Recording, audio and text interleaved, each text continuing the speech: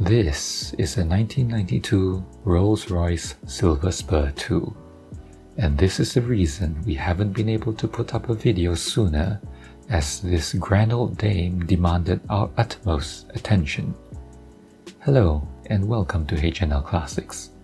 It's bright and early on a Friday morning, and we are gathered here today with our Rolls-Royce Silver Spur II, together with a wonderful assortment of classics in Kuala Lumpur, and we'll show you what we have here shortly.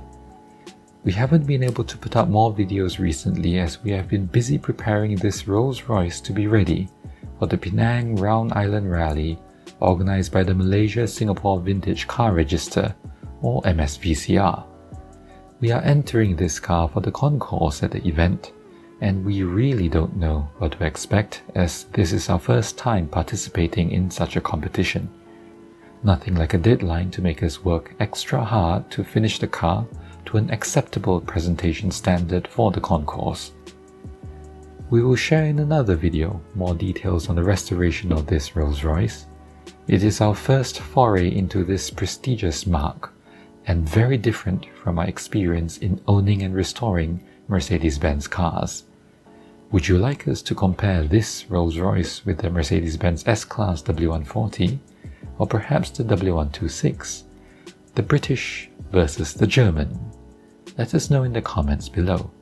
And please like and subscribe to our channel if you enjoy our videos and all things about classic cars. As you can see here, we have an assortment of beautiful classics from different eras and styles. Here we've got a Volvo P1800 next to an Alfa Romeo 2000 GT Coupe, and behind that a Porsche 911 993, and just pulling up we've got a Chevrolet Corvette and a Mercedes-Benz SL R129, of course. Behind it a BMW 5 Series E34 that's been resto-modded to a degree. And what have we here? A Cadillac Coupe de Ville, looking majestic in the two-tone red and white finish and white wall tires. And we've got a Chevrolet El Camino that pulled up, and behind it just arrived a Mercedes-Benz W123. I believe that's a 200 manual.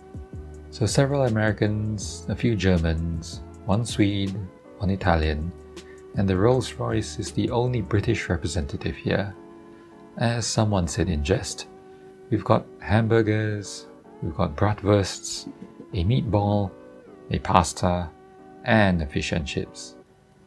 So the journey from Kuala Lumpur to Penang Island covers about 400 kilometers over a 4 to 5 hour drive, with a mix of highway, back roads, and some moderate hill climbs and descents. A bit of city driving as well once we arrive on Penang Island. This will be our first time taking the Rolls-Royce on the journey this far, and we are nervous despite road testing this car for about 10 days in a mix of driving conditions. Oh, we've got a Ford Thunderbird here, and in front of it a very nice Ford Mustang that looks to be in great condition, if not fully restored, in black. Well, check out those rims. Looks amazing. In any case, the weather would likely be sweltering hot, about 34 to 35 degrees Celsius on the trip up. So will the Rolls-Royce hold up to the journey? Wish us luck. We'll see.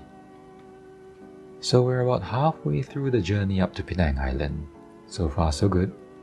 No warning lights have popped up, no strange sounds aside from some rattling on the loose panel somewhere in the interior. Coolant temperature looks healthy. The alternator is working well, engine oil pressure is good, the speedometer is accurate, the air conditioning is alright, but the blower is struggling, and in typical Rolls-Royce fashion, the steering wheel has an insane amount of free play, and the car has a tendency to drift, so we've got to be paying attention throughout this entire journey. We still have another 200 over kilometers to go, and we hope to get there safely with no drama. And we have arrived in Penang Island, and we're parked next to a very beautiful Citroën DS. You're probably wondering how's the fuel consumption on this car. We've made it on a single full tank of gas without refueling, and if the gauge can be trusted, we have about a quarter of a tank remaining. So that means that's about 18 to 19 liters per 100 kilometers. But then again, Rolls-Royce owners wouldn't care about this. We've got a few final things to prep on the car before the concourse tomorrow, and we look forward to seeing what would show up at the event.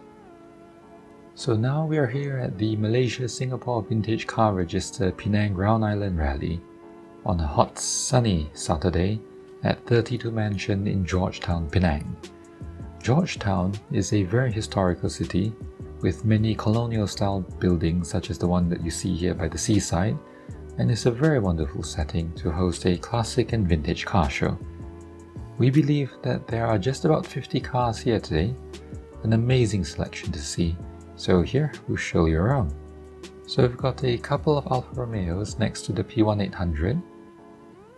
Next to it is a 911 993, followed by an Austin 8 Tourer. This car was driven up from Kuala Lumpur and the enthusiastic owner took a few days to make the journey up here. We've got a VW Thing next to the SLR 129, an Alfa Romeo again next to it. This particular Alfa we know won a rally recently. Was the first place in a race. We've got a Porsche 928 and next to it a very rare BMW 2002 and a Porsche 911 SC with all the spares and booklets and the photos all next to it. Looks like a veteran at one of these shows. Another Alfa Romeo, quite a few at today's show. This one looks to be in great shape. An MG. And we've got a Whippet with all the tools on display. We've never seen this on the road before. It's really impressive. All the car jacks, tire pumps, pressure gauges all on display. And another Austin, we believe. There's the Corvette that you've seen before. A couple of Minis, a couple of BMW Z3s. We spot a Mercedes-Benz R107. BJ40, we've got a G-Wagon 300 GE, another 993 Volkswagen Beetle C124, another P1800, and yet another Alfa Romeo, and this a Toyota Crown, we believe the only Japanese representative here today. Mercedes-Benz 220 SE Coupe, the W111. Very beautiful car. Oh, and we've got a Porsche 911 Targa in the corner over there in red. And here are the Americans, all in red as well, in one whole row. The Thunderbird, the Cadillac Coupe de Ville, the El Camino. Look at the front of this Mercedes-Benz. Looks amazing. Of course, all the Americans are in the same corner. The Mustang is here. 4 of them all came up from Kuala Lumpur. And here is our Rolls-Royce, proudly on display, basking in the hot afternoon sun. Looks incredibly stately and gorgeous with the graphite paintwork, gleaming stainless steel, and white wall tires. And here, we'll show you on the inside, we have put a decanter and crystal glasses on the rear wooded picnic tables, because why not? It would be nice to have a drink on such a hot sunny day. And next to the Rolls-Royce, there is a W126. One day we might do a video comparison of the W126 and the Rolls-Royce. The W123 as you saw, and a Lagonda 1680.